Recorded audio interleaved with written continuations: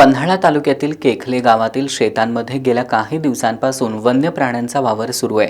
गावातील काही जनावरांवर बिबट्यानं हल्ला केला असून काही दिवसांपूर्वी रामराव कुंडलिक पाटील यांच्या शेतातील कुत्र्याचा बिबट्यानं फडशा पाडलाय. बिबट्या, गवारेडा, कोल्हा, रानडुक्कर या वन्य प्राण्यांनी ऊस, भुईमूग, भात या पिकांचं नुकसान केल्यानं शेतकरी आर्थिक संकटात सापडलेत. त्यामुळे वन्य प्राण्यांचा बंदोबस्त कायमस्वरूपी करावा अशी मागणी ग्रामस्थांनी केली आहे.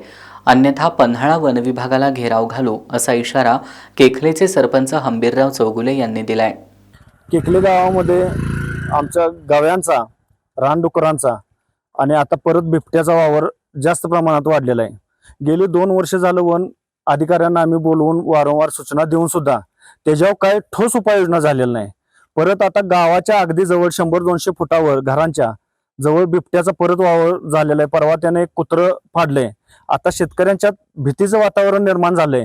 रानात जायचं का नाही, शेती करायची की नाही, आणि वन विभागाकडून त्याच्यावर कुठल्याही उपाययोजना अशी आतापर्यंत वारंवार निवेदन देऊन, तोंडी सूचना देऊन सुद्धा करण्यात आलेली नाही. त्याच्यासाठी आम्ही आज सर्व केखल्यातील शेतकरी त्यांना निवेदन देण्यासाठी आलेलो आहे.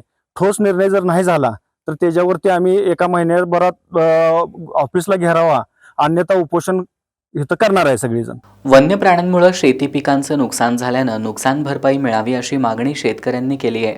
आमची जास्त नुकसान झालेलं आहे. आम्ही डोंगराच्या जवळ आहे. डुकरं, वांढरं, गविरेड, परत वाघ ह्याचा वावर आहे आणि आम्ही दोघी महिला शेतकरी रोज डुकरं बघतोय. ते वन विभाग काही सुद्धा ऍक्शन घेत नाहीत. हा फॉर्म भरा, तो फॉर्म भरा. आम्ही कुठला फॉर्म भरणार? आणि ह्याने आमची अशी कळकळीची विनंती आहे की ह्याने आमच्यावर काहीतर हे केलं पाहिजे, म्हणजे लक्ष दिलं पाहिजे किंवा बंदोबस्त केला पाहिजे त्या जनावरांचा. ती जनावरं ही मारू नका, ती मारू नका. आम्ही काय करणार? आम्ही महिला शेतकरी, आमचा उदरनिर्वाह शेतीशिवाय होत नाही. पण त्यासाठी आम्ही काय केलं पाहिजे हे आम्ही शासनाकडे, हिथं वन विभाग अधिकाऱ्याकडे येऊन आम्ही कळकळीची विनंती करतो, ह्याच्यावर काहीतरी ऍक्शन तुम्ही घ्या. वन्य प्राण्यांच्या वावरामुळे ग्रामस्थांसह शाळकरी मुलांमध्ये भीतीचं वातावरण पसरलंय. वन्य प्राण्यांचा बंदोबस्त कायमस्वरूपी करावा या मागणीचं निवेदन ग्रामस्थांनी पन्हाळा वनविभागाला दिलंय.